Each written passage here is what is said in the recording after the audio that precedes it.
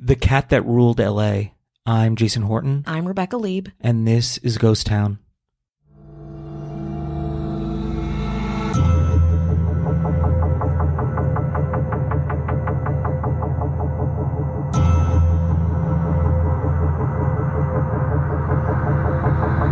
LA is one of the most unique cities in America, if not the world. Of course, you hear that a lot from us. But mirrored million-dollar high-rises live alongside dilapidated Victorian mansions. Here, movie studios are built along rivers. Urban residents routinely encounter mountain lions, coyotes, and hawks. It is in itself a paradox, one that we love and embrace. And one opposing relationship that LA has really embraced is that of P-22, a mountain lion that, up until last week, has lived symbiotically in our backyards, achieving a level of fame only reserved for A-list celebrities. P-22 defied almost all of the odds to become one of LA's most beloved and tragic figures. Today we're talking about P-22, the puma of Griffith Park. Though it's associated more with bad traffic and expensive real estate, Los Angeles is one of two large metropolitan areas where having big cats existing within its city limits is normal. The other one, probably not surprisingly, is Mumbai. It's part of LA's magic, a testament to how multifaceted the city is, that a smog-ridden anti-cityscape can also contain rare, exotic cats and the habitat and environment to nurture them, even allowing them to thrive. Home base for LA's puma population is the Santa Monica Mountains. If you've been to LA and driven down the Pacific Coast Highway, Highway 1, famously the end of Route 66, you've seen the Santa Monica Mountains, the steep mountain range that overlooks the Pacific Ocean. Along the highway, the Santa Monica Mountains look mostly populated by rich people. But this 50-mile-long tract of mountains north of Los Angeles is actually much craggier and denser than you might expect. Flanking the ocean of Santa Monica all the way to Ventura, these lush mountains are homes to bats, shrews, moles, and of course, mountain lions. Since 2002, researchers have monitored nearly 100 mountain lions in and around the mountain range, gathering detailed information about the animal's ecology and behavior. The monitoring of mountain lions, or pumas, began with the OG himself, P1. P1 was named because he is a puma, P, and the first one to be monitored. Shocking, I know. What scientists do is sedate and trap the lion, put a monitoring collar on them, and let them go. I'm not an ecologist, clearly, but that's kind of it in a nutshell from my research. P1 really did preside over the Santa Monica Mountains, Lion King style, so his nickname soon became King of the Mountains.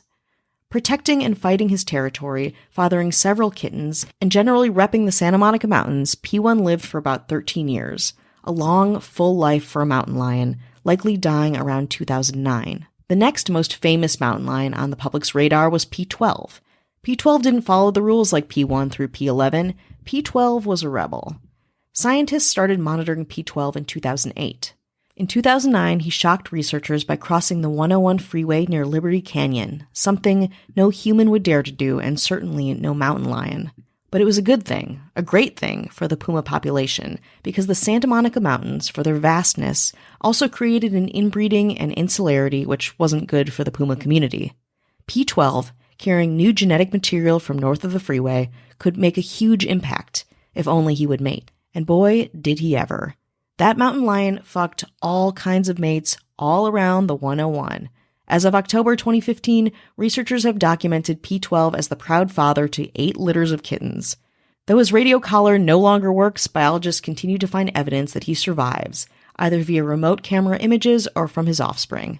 Nice work, P12. P1 was the founding father of LA's puma research, and P12 pushed boundaries, expanding the puma population in a way no researcher thought was possible. But no puma would capture the hearts of Los Angelinos like P-22. The son of P-1, P-22 went even further than any mountain lion had gone before, to Hollywood. P-22's first paparazzi appearance, photo capture, happened in early 2012 by a camera trap set up in a Griffith Park connectivity study. At the time of his capture, he was estimated to be about a year and a half old and weighed 90 pounds. In March of 2012, NPS biologists captured and outfitted him with a GPS radio collar. Scientists pieced together that P-22 was born on the eastern portion of the Santa Monica Mountains and somehow slowly made his way into Griffith Park.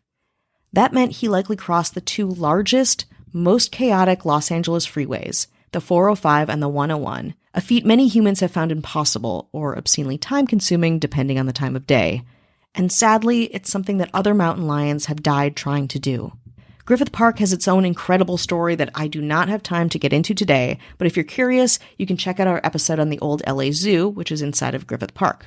It's a pretty incredible place, and what you need to know is that the park is about 9 square miles and overlooks the iconic Hollywood sign. To learn more about the Hollywood sign, you can check out our other Ghost Town episode about the death of actor Peg Entwistle, who jumped off the sign back in 1932. But I digress. P-22's journey from the Santa Monica Mountains to Griffith Park, a mere 4 miles from the urban area where we record this podcast, is nothing short of incredible.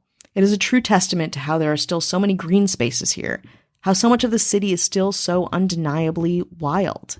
But while P-22's journey was impressive, the size of the park is historically 31 times smaller than the usual space a puma has to breed and hunt in the wild.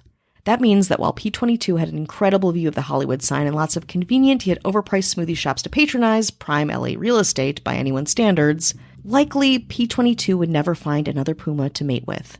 But what he lacked in love, he made up for in a fame some of us, human or animal, could only dream of.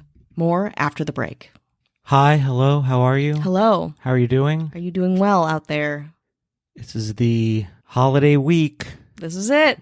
Christmas What you week, got? Hanukkah week. It's a big week for many. Whatever you're different celebrating. It can be very relaxing. It can be very stressful. Where Well, do you fall on that scale? If you want to relax, just go to any Target around noon, especially as the week goes on. Yes. It'll be just maxing and relaxing. Yeah, it's like a spa day in hell. Yeah. Which you think would be cool, but no, it's No, not. it's actually like very a annoying. different kind of hell. It's really. Maybe it's in heaven. No, just don't even try getting out of the parking lot. Try that first. Well, we want to say hello to anyone who's listening and sticking around, Thank you. supporting the show, Thank you. telling everyone they know about it. Mm-hmm. I've already told everyone I know. I don't know many people. I'm basically just looking at Rebecca and just telling her every week. Yeah, and I'm like, I know, I'm here. Yeah. Then she tells me about it, and we're like, oh, no. Well, all right. Yeah. And we can't move on from that. You know the infinity symbol? It's like that with Ghost Town, just over and over. But it's like kind of just Information. on the floor. Yeah, it's like a bad tattoo. It's kind of fading. Yeah. Maybe it's a little infected. Yeah. You know. Still it's not infected? good. It's faded and still infected? It's faded and infected. Can you tell I have tattoos? You got it in 99, and it's That's still right. infected. It's right. Now it's just a hazy old 8. And if you can, rate and review us wherever you happen to be listening. It definitely helps let people know what you think, because then they'll show up on the site and be like, oh, okay, this person gave it a good review. Yeah, it's a little Christmas gift for us, Jews. We're saying lie for us, I guess. Yeah. Please. We're saying please. Yeah. Could you? Lie to us. Yeah. And for to us. us, at us, for us, about us. I don't want to grow as a person. Not this way.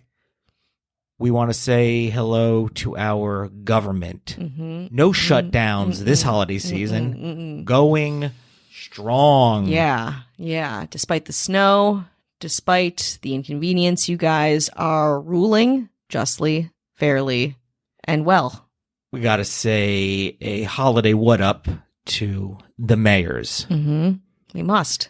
I want to say the home goods of the mayors would be Ashley Matson. Come on. Hello. I don't know if that's good. As an insult, it's a compliment. Home goods is, you like it. I think there's a lot of wicker and a lot of Like candles and candles, but also a lot of driftwood. foods from, England. A lot of biscuits. Are you? That's home goods, right? No, I think you're thinking of is that more of the imports? What's the not Pier 1 imports, No. but Maybe I think it's home goods. okay. I mean, Home Goods has good pans.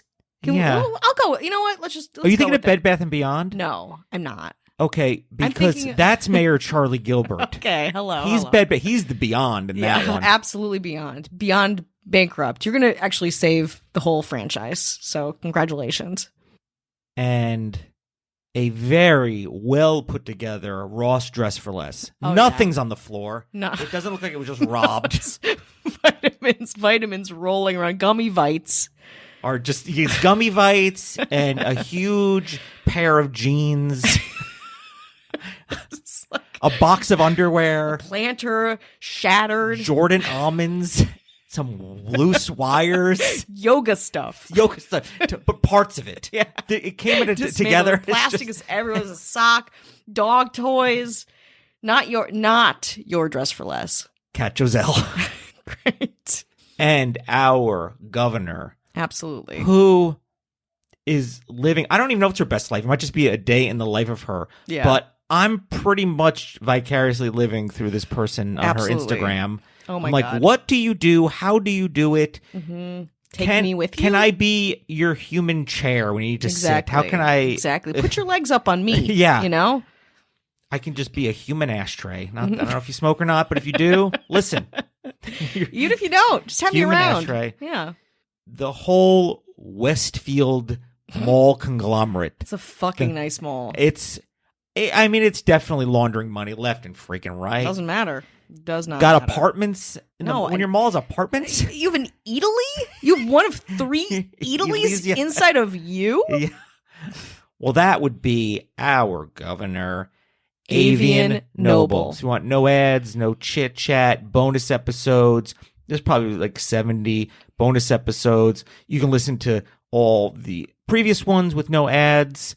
And we do have a new bonus episode. I have had some medical stuff that Rebecca has had to take me to the hospital. I guess. I also just, when we record these, I sometimes, most of the time, stumble through a lot of it. This is a tough one for me. I was really tongue-tied. And when I stumble, Jason pays the price. Yeah. So you can blame it on your medical stuff, but I still feel guilt every day. Yeah. But I was out of commission for a few days. And so just, waiting on those results, just sitting there, not hitting refresh.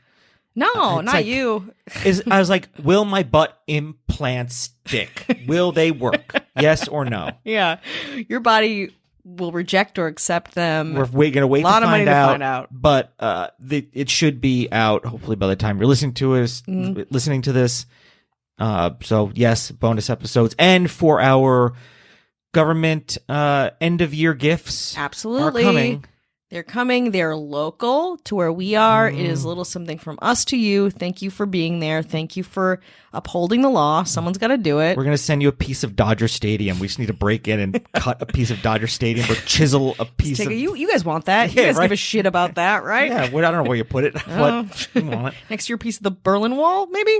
So if you want in on any of that, head on over to our Patreon, which is patreon.com/ghosttownpod. That's right. There's still time. Want to get back into the LA mountains and streets and hearts of Los Angelians and probably a lot of people around the world. I saw it mentioned in my local Facebook page of the local newspaper of where I used to live in New York. It's national news. Yeah. It kind of brings everyone together, especially in LA. So it's really cool. That's pretty cool. Okay.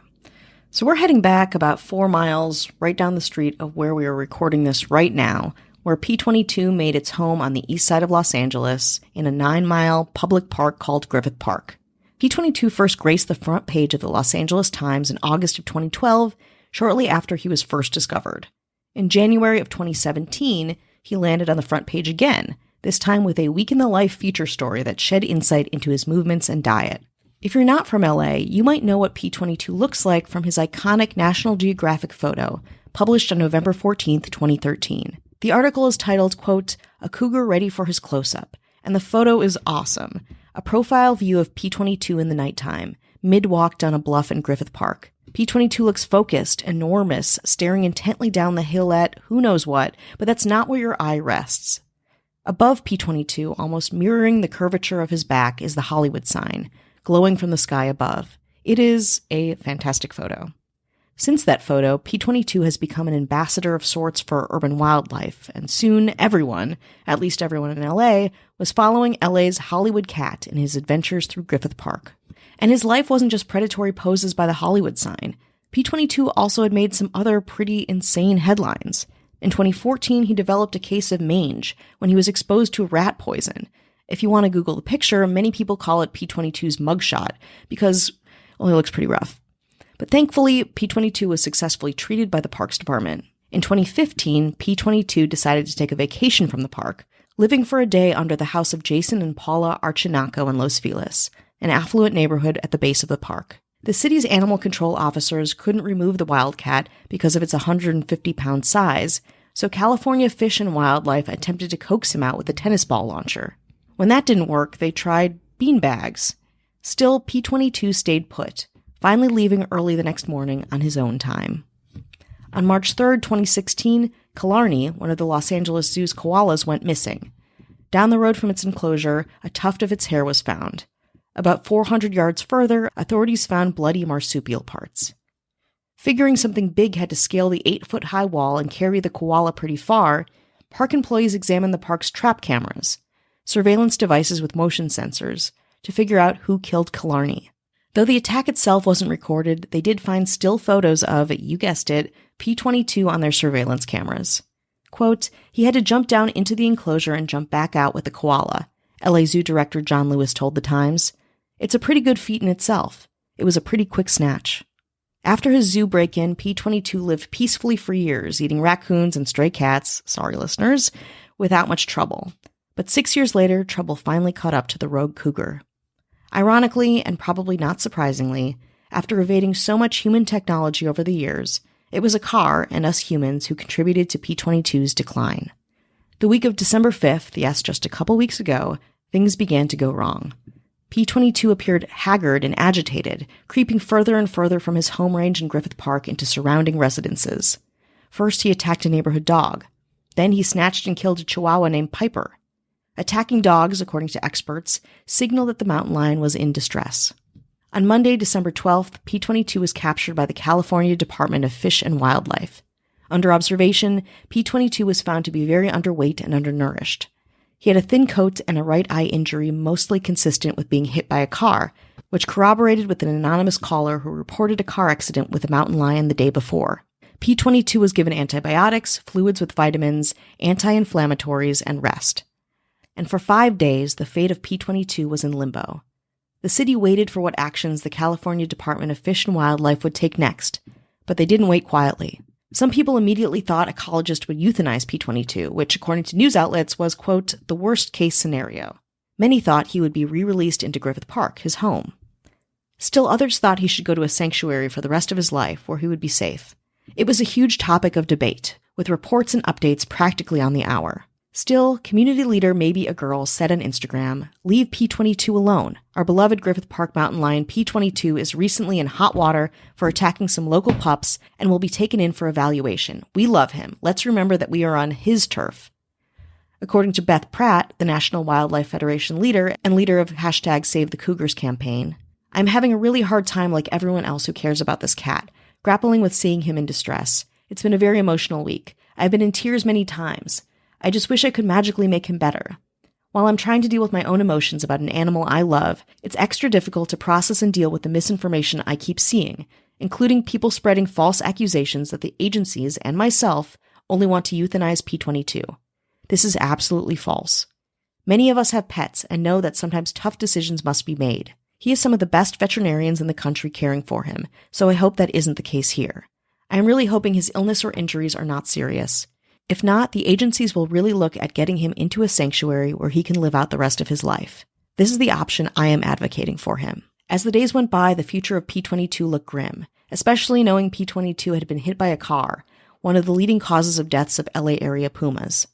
Researchers noted that 24 documented mountain lions were killed by vehicles in 2002. On December 17, 2022, a press release from the National Wildlife Federation said, quote, "Biologists and veterinarians with the California Department of Fish and Wildlife announced today that they've made the difficult decision to end P-22's suffering and help him transition peacefully to the next place. I hope his future is filled with endless forests without car or road in sight, and where deer are plentiful, and I hope he finally finds the mate that his island experience denied him his entire life." It was another piece of news that had Angelinos, myself included, feeling all kinds of feelings, both for the puma and the city. Says Typerounds 1968 on Instagram, quote, "We lived in Franklin Hills for our first year in Los Angeles. Griffith Park was our nearby open space, making us neighbors to P-22 for a little while. The park, huge to us, barely counted as a bedroom for this guy. Every time I imagine him crossing the 405, I'm gobsmacked all over again.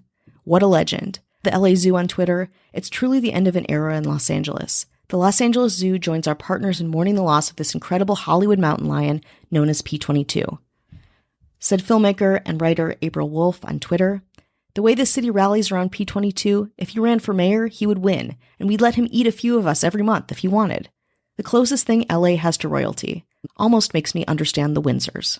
Though he never had kittens, P-22's legacy lives on somewhere unlikely. P-22's fame helped draw support for the construction of what would be the world's biggest wildlife bridge, a $90 million project from the Santa Monica Mountains across the 101 freeway. The bridge is expected to be finished in 2025. We cover a lot of highly emotional topics on this podcast, and this one honestly really got to me. Like, I teared up while I was writing it. I had to read it a couple of times to make sure I did it right without kind of breaking down. The thing I really liked is that there's a lot of discourse online, especially about LA, and I'm keyed into a lot of that. And it's very easy to be negative about Los Angeles. For sure. And there's some reasons to be negative or be critical, but it's one of those times where you see a lot of people that normally argue. It's very galvanizing, and everyone almost came to the same place to celebrate P-22. Yeah. And because if you're an animal lover, a cat lover, or just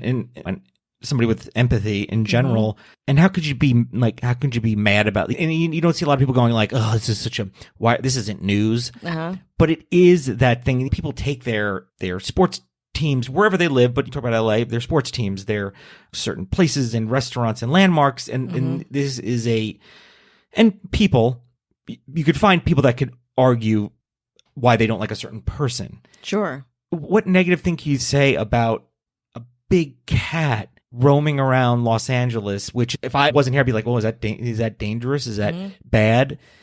And I think it's great that people can just celebrate that without any negativity, nobody arguing. I mean, I haven't looked at every single person's point of view, but I got a really good sense of, hey, we're all unified on this. And I think that's really cool. And I think it makes the world or the city or whatever a little bit smaller, which I think is great. Totally. And I was thinking about it too. And it really does feel kind of cinematic too. It feels like a Robin Hood story, you know, we're humans, we develop this area, and there's something so wild and kind of exciting and also kind of lonely. I think what I didn't realize too is that, P-22 never found a mate. They didn't get to procreate. Sort of thing. They're this loner in these iconic hills, just roaming around, eating things. And it's this very specific story that feels even more specific to Los Angeles. And it feels like the end of an era. There's a documentary called The Cat That Changed America about him. And I think there's a quote that sums P-22 up pretty well. It says, quote, "There are a few animals in the world which have touched the lives of so many people in the way that P-22 did. Coco the gorilla, Wojtek the bear are a few. Yet P-22 was a truly unique and wild animal who beat humans at their own game by living right alongside them in the very heart of Los Angeles."